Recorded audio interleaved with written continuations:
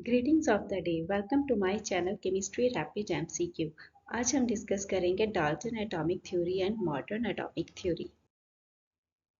सबसे पहले Dalton atomic theory दी थी English chemist and physicist Dalton ने इन 1803 में। यही थ्योरी बनी थी foundation of modern atomic theory. Main postulates क्या है डाल्टन एटॉमिक थ्योरी के? इसके अकॉर्डिंग जितने भी मैटर्स हैं all are made up of tiny individual atoms.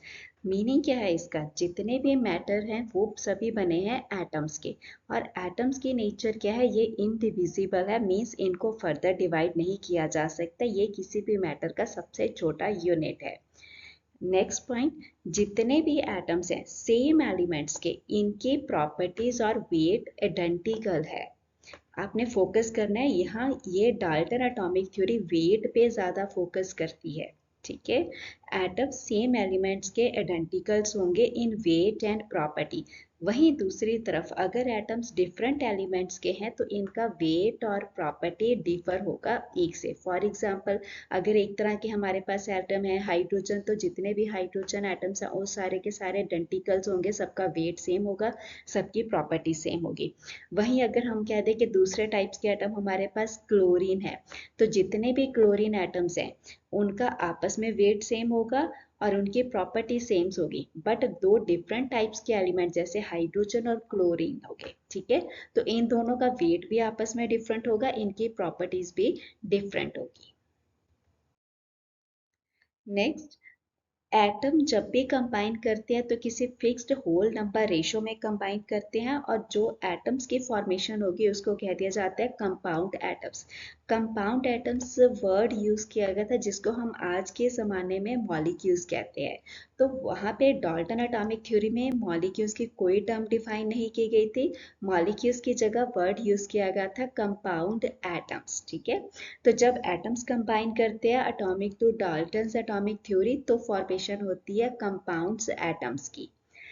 Chemical reactions क्या इन्वॉल्व करती हैं? Just the rearrangement of atoms. क्यों? क्योंकि एटम सबसे छोटा यूनिट है, इसको ना तो बनाया जा सकता है ना ही इसको डिस्ट्रॉय किया जा सकता है। तो फिर जब भी कोई केमिकल रिएक्शंस होती है तो केमिकल रिएक्शंस में सिर्फ और सिर्फ एटम्स की रीअरेंजमेंट होती है। एक एटम एक से कंबाइन करके दूसरे से हट गया, एक से हट गया दूसरे से कंबाइन कर गया, तो सिर्फ और सिर्फ एटम्स की रीअरेंजमेंट्स है इनमें रिएक्शंस। यही सारे की पॉस्टुलेट्स हैं जो हमने अभी डिस्कस किए थे। आप चाहे तो इस स्लाइड का स्क्रीनशॉट ले लें।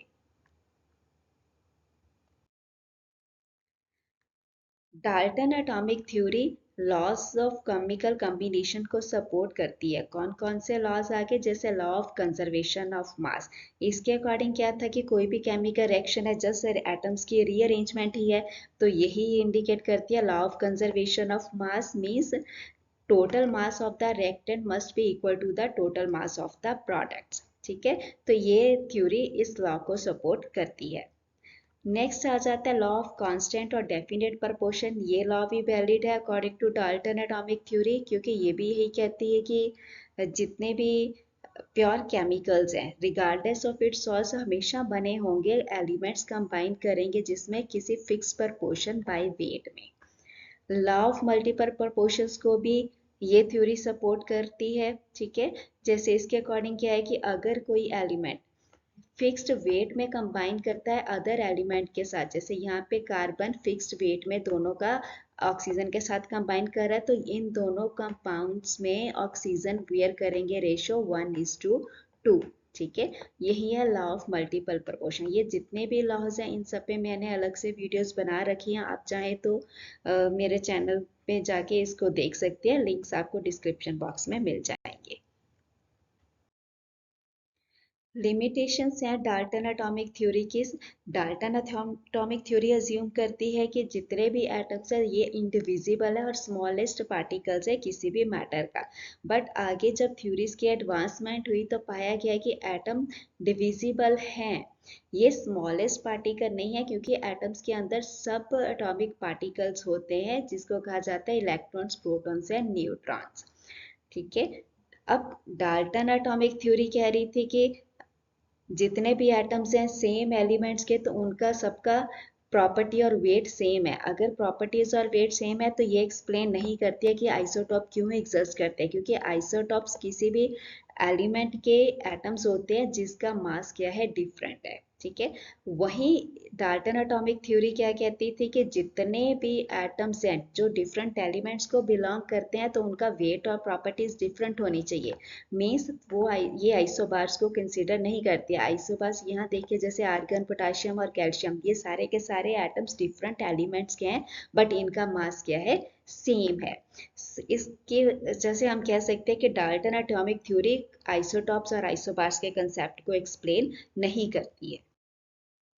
नेक्स्ट लिमिटेशन है, अगर सारे एटम्स की प्रॉपर्टी सेम होती है, अगर वो सेम एलिमेंट्स को बिलोंग करते हैं, तो फिर एलोट्रॉप्स कैसे एग्जिस्ट करते हैं। जैसे यहाँ पे दो एलोट्रॉप्स दिए गए हैं, एक कार्बन की, एक डायमंड है और ग्रेफाइट्स है।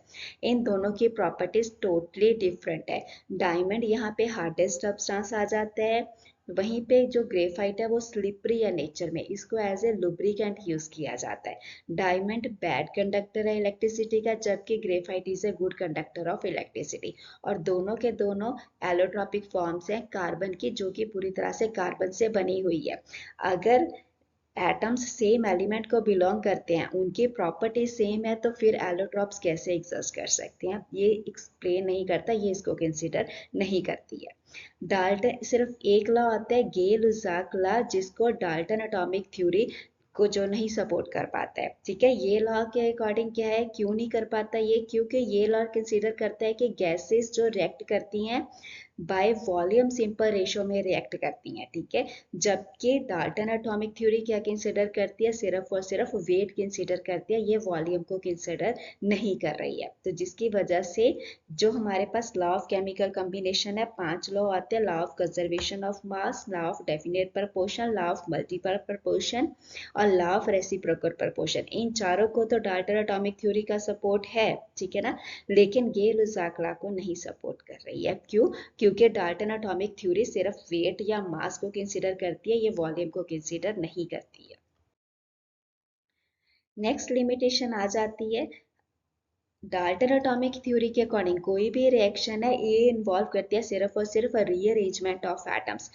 बट क्यों कोई भी एटम्स किसी रिएक्शन में पार्टिसिपेट करते ही क्यों है, तो ये एक्सप्लेन नहीं कर पाते कि क्या रीजन है इसके एटम्स के केमिकल कॉम्बिनेशंस का। क्योंकि ये रिएक्शन किसी भी तरह से एटम्स और मॉलिक्यूल्स को डिस्टिंग्विश नहीं कर पा रही है, मॉलिक्यूल्स टाइप की कोई टर्म्स डिफाइन ही नहीं की गई थी, सिर्फ एटम्स और कंपाउंड एटम्स कहा गया था जो सिंपल एटम एग्जिस्ट करेंगे। एटम्स अगर दूसरे एटम के साथ कंबाइन करेंगे तो ये कंपाउंड एटम्स बना देंगे। बट क्यों ये कॉम्बिनेशन होगा, ये थ्योरी ये चीज एक्सप्लेन नहीं करती है। लेकिन फिर भी डाल्टन एटॉमिक थ्योरी को एक इम्पॉर्टेंट थ्योरी माना जाता है, क्योंकि यही थ्योरी बेस बनी थी मॉडर्न एटॉमिक थ्योरी का। और फर्दर इसी थ्योरी के बेसिस पे इसी थ्योरी ने कह लो कि प्रोसीड किया था कि अदर थ्योरीज को डेवलप होने में हेल्प की थी। ठीक है, जैसे कि थॉमसन, रुदरफोर्ड और बोहर, इसी थ्योरी को बेस बना के आगे आगे फर्दर एडवांसमेंट हुई है रिसर्च में। ठीक है, इसीलिए आज भी इसको फर्स्ट साइंटिफिक एटॉमिक थ्योरी के फॉर्म में स्टडी करवाया जाता है। अब नेक्स्ट आती है मॉडर्न एटॉमिक थ्योरी। ये क्या कहती है, मॉडर्न एटॉमिक थ्योरी कह लो कि जो फाउंडेशन इसके डाल्टन एटॉमिक थ्योरी है, जो लिमिटेशन उसमें थी वो यहाँ पे इसको हाईलाइट किया गया है कि क्यों वो लिमिटेशन या एक्सेप्टेड पॉइंट्स हैं उसके। ठीक है, जैसे डाल्टन एटॉमिक थ्योरी कह रही थी कि एटम्स इंडिविजिबल है, तो इसने कहा है कि एटम इंडिविजिबल नहीं है, एटम्स में फर्दर छोटे पार्टिकल्स होते हैं, सब एटॉमिक पार्टिकल्स होते हैं, जिसको कहते हैं electrons, protons and neutrons. Atom same elements के सिमिलर नहीं होते हर रिस्पेक्ट्स में, उनका वेट डिफरेंट हो सकता है, जैसे कि आइसोटॉप्स जिनका एटॉमिक नंबर तो सेम है बट मास नंबर क्या है, डिफरेंट होता है। ठीक है, वैसे ही डिफरेंट एलिमेंट्स ऐसे हो सकते हैं जिस मास सेम हो, तो means atomic modern atomic theory isotopes और आइसोबार्स को कंसीडर कर रही है।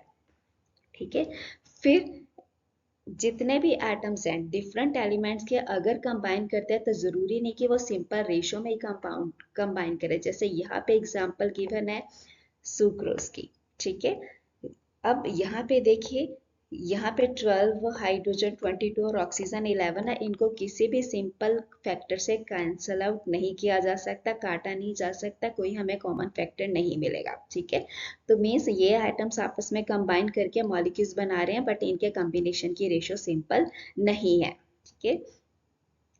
अब कोई मॉडर्न एटॉमिक थ्योरी के अकॉर्डिंग इसने कोई कंपाउंड एटम कंसीडर नहीं किया, यहाँ पे नया नाम दे दिया गया है उसको, जिसको उसको कहते हैं मॉलिक्यूल्स, ठीक है। और मॉलिक्यूल्स क्या है, अब ये स्मॉलेस्ट पार्टिकल है किसी भी मैटर का जो कि इंडिपेंडेंटली एग्जिस्ट कर सकता है।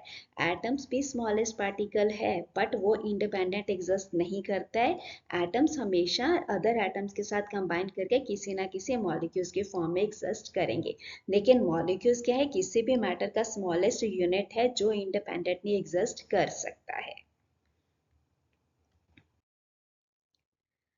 नेक्स्ट, एटम एक एलिमेंट के दूसरे एलिमेंट्स के एटम में चेंज हो सकते हैं वाया द न्यूक्लियर रिएक्शन, ठीक है। न्यूक्लियर रिएक्शंस को डाल्टन एटॉमिक थ्योरी कंसिडर नहीं करती थी, क्योंकि उसके अकॉर्डिंग एटम ही स्मॉलेस्ट यूनिट था, ठीक है। एटम के अंदर फर्दर न्यूक्लियस है, उस जिसमें प्रोटॉन्स और न्यूट्रॉन्स है, सब एटॉमिक पार्टिकल्स का कोई कंसेप्ट डाल्टन एटॉमिक थ्योरी के टाइम पे नहीं था, ठीक है। लेकिन मॉडर्न एटॉमिक थ्योरी के टाइम पे इलेक्ट्रॉन्स प्रोटॉन न्यूट्रॉन्स की डिस्कवरी हो चुकी थी, तो जिससे पता लग गया था कि न्यूक्लियस के अंदर क्या है, न्यूट्रॉन्स और प्रोटॉन्स प्रेजेंट है, ठीक है। फिर न्यूक्लियस है तो न्यूक्लियर एक्शन की भी पॉसिबिलिटी बनी, ठीक है। तो यहाँ से डिफाइन किया गया कि एटम्स एक एलिमेंट्स के अदर एलिमेंट्स के एटम्स में कन्वर्ट हो सकते हैं वाया न्यूक्लियर रिएक्शन। जब भी न्यूक्लियर रिएक्शंस होती है थोड़ा बहुत मास का लॉस होता है, और जो मास का लॉस होता है वो कन्वर्ट हो जाता है एनर्जी में। यहीं से इसका नेक्स्ट पॉइंट आता है, mass and energy are inter convertible. ये आइंस्टाइन रिलेशन है, E is equal to mc²। जितनी भी न्यूक्लियर रिएक्शन है, बेशक वो न्यूक्लियर फिजन या न्यूक्लियर फ्यूजन रिएक्शन है, इसमें जो मास का लॉस होता है वो एनर्जी में कन्वर्ट हो जाता है, जिसकी वजह से जब भी न्यूक्लियर रिएक्शंस होती हैं तो लार्ज अमाउंट ऑफ एनर्जी क्या है, प्रोड्यूस होती है। मैंने एक स्लाइड में law of conservation of mass discuss किया है, जिसमें लिमिटेशन आते हैं लॉ ऑफ कंजर्वेशन ऑफ मास, जो कि न्यूक्लियर रिएक्शंस पे वैलिड नहीं हो पाता है। ये सारा वहाँ पे डिटेल में डिस्क्राइब किया हुआ है, आप चाहे तो एक बार वो वीडियो देख लेना, लिंक आपको डिस्क्रिप्शन बॉक्स में मिल जाएगा। ये नेक्स्ट पॉइंट ऐसे ही बताया गया है, ब्रिजीलियस हाइपोथेसिस, ठीक है। ब्रिजीलियस हाइपोथेसिस यहाँ पे क्या कहता है, क्योंकि ये वॉल्यूम है, जितनी पहले रिएक्शन डिस्कस की हैं ये वेट के अकॉर्डिंग है, लेकिन डाल्टन एटॉमिक थ्योरी वेट को कंसीडर करती है, वॉल्यूम को कंसीडर नहीं करती है, जिसकी वजह से डाल्टन एटॉमिक थ्योरी के साथ को सपोर्ट नहीं करती, ठीक है। लेकिन अब आगे वॉल्यूम में किन्हीं वॉल्यूम्स के टर्म में किसी भी रिएक्शंस को कैसे एक्सप्लेन किया जाता है, ठीक है। तो ब्रिजीलियस ने हाइपोथेसिस दी थी, सिमिलर कंडीशंस पे टेम्परेचर और प्रेशर्स हो तो हर एक वॉल्यूम, ठीक है, जितनी भी गैसेज है अगर हम उनका इक्वल वॉल्यूम कंसीडर करते हैं तो उसमें इक्वल नंबर ऑफ एटम्स हो गए। जैसे हम मोल कंसेप्ट में करते हैं ना, 1 mole of material consist of 6.023 into 10⁻23 particles, ठीक है। और ये कितना वॉल्यूम ऑक्यूपाई करता है, 22.4 लीटर। तो हम यही कह सकते हैं ना कि कोई भी अगर मैटर है, अगर उसमें एटम्स है तो एटम्स कितने हैं, 6.023 10⁻23 एटम्स ऑक्यूपाई करेंगे 22.4 लीटर वॉल्यूम्स, ठीक है। तो ब्रिजीलियस हाइपोथेसिस, ये हाइपोथेसिस ही रही है, मींस अजम्पशन ही रही है, क्योंकि ये सिर्फ और सिर्फ एटम्स तक रिस्ट्रिक्टेड है। तो ये क्या कहती है कि अगर किसी भी डिफरेंट डिफरेंट गैसेस का हम इक्वल वॉल्यूम देखें तो उसमें इक्वल नंबर ऑफ एटम्स होंगे, ठीक है। बट इसके आगे लिमिटेशन आ जाती है जो कि डाल्टन एटॉमिक मॉडल को वायलेट करती है, ठीक है। फॉर एग्जांपल यहाँ पे दिया गया है, जैसे हाइड्रोजन एंड ऑक्सीजन है, इनके कॉम्बिनेशन से वाटर बनता है। अगर अब हमें फॉर्मूला पता है, H2 हाइड्रोजन का हो गया, ऑक्सीजन का O2 है, और वाटर का क्या गया, H2O। रिएक्शन को बैलेंस करके लिखा गया 2 moles of hydrogen 1 mole of oxygen के साथ एक्ट करके 2 मोल्स ऑफ वाटर मॉलिक्यूल्स देते हैं, ठीक है। तो हम कह सकते हैं यहाँ पे 2 वॉल्यूम्स हाइड्रोजन के रिएक्ट करेंगे 1 वॉल्यूम ऑफ ऑक्सीजन और प्रोड्यूस करेंगे 2 वॉल्यूम ऑफ वाटर। लेकिन अगर हम कह रहे हैं कि equal volume of all gases contain equal number of atoms, तो हम कह सकते हैं यहाँ पे 2 वॉल्यूम है तो 2n नंबर ऑफ एटम्स होंगे हाइड्रोजन के, 1n नंबर एटम्स होंगे ऑक्सीजन के, और वाटर के कितने एटम्स हो गए 2n, क्योंकि 2 वॉल्यूम इसका है, ठीक है। तो अगर हम इसको 1 के कॉमन फैक्टर से डिवाइड कर देते हैं, दैट इज 2, ठीक है। तो हमें क्या मिला, एक एटम हाइड्रोजन का कंबाइन कर रहा है हाफ एटम ऑक्सीजन से और प्रोड्यूस कर रहा है एक वाटर का एटम्स, ठीक है। लेकिन हाफ एटम तो हो ही नहीं सकता, क्योंकि डाल्टन एटॉमिक थ्योरी तो कह रही है कि एटम से इंडिविजिबल है। तो जब एटम ने डिवाइड ही नहीं करना, तो फिर वो डिवाइड करके रिएक्शन में कैसे पार्टिसिपेट कर सकता है, ठीक है। तो यहाँ से ये डाल्टन एटॉमिक थ्योरी को वायलेट कर रही थी, जिसकी वजह से ब्रिजिलियस हाइपोथेसिस को भी रिजेक्ट किया गया। इसके आगे बनी है एवोगैड्रो हाइपोथेसिस। ये जस्ट एक मॉडिफिकेशन है ब्रिजिलियस हाइपोथेसिस की, जहाँ पे वर्ड एटम्स आता था वहाँ पे वर्ड सब्स्टिट्यूट कर दिया गया है मॉलिक्यूल्स। तो इसने क्या कंसीडर किया, under similar condition of temperature and pressure equal volume of all gases contain equal number of molecules not atoms, ठीक है। तो अगर हम यही रिएक्शंस को मॉलिक्यूल्स के टर्म में लिखे, तो हम कह सकते हैं अगर 2 वॉल्यूम है तो मीन्स इसमें 2n मॉलिक्यूल्स हैं हाइड्रोजन के, 1 वॉल्यूम ऑक्सीजन में 1n मॉलिक्यूल्स हैं ऑक्सीजन के हैं, ठीक है। 2 वॉल्यूम वाटर में 2n मॉलिक्यूल्स है वाटर के, ठीक है। तो अगर हम इसको कॉमन फैक्टर से डिवाइड कर दे, जो कॉमन फैक्टर हमने लिया 2, तो हमें क्या मिल गया, 1 मॉलिक्यूल्स रिएक्ट कर रहा है हाफ मॉलिक्यूल्स ऑक्सीजन के और प्रोड्यूस कर रहा है 1 मॉलिक्यूल्स ऑफ वाटर, ठीक है। तो हम कैसे कह सकते हैं 1 मॉलिक्यूल्स में कितने एटम्स आ रहे हैं हाइड्रोजन के, 2, तो में से 2 एटम्स हाइड्रोजन के कंबाइन कर रहे हैं। 1 वॉल्यूम ऑक्सीजन में कितने एटम्स आ रहे हैं, 2 आ रहे हैं, ठीक है। तो हाफ में कितने आ जाएंगे, एक मॉलिक्यूल्स में 2 एटम है, तो हाफ मॉलिक्यूल्स में कितने एटम्स हो गए, एक एटम हो गया, ठीक है। तो यहाँ से हम क्या कह सकते हैं, अगर हाइड्रोजन के 2 एटम्स और ऑक्सीजन का एक एटम कंबाइन करेगा, तो ये एक वाटर मॉलिक्यूल्स को बनाएगा, ठीक है। तो यहाँ पे जो कह दिया कि रिएक्शंस की पार्टिसिपेशन किस फॉर्म में हो जाती है, अगर वॉल्यूम्स की फॉर्म में है तो कंसीडर क्या किया जा रहा है, molecules. Equal volume of all gases contains equal number of molecules. Hope आपको समझ आया होगा। अगर आपको कोई डाउट है तो आप कमेंट सेक्शन में लिख सकते हैं, पूछ सकते हैं। Thank you for watching my video.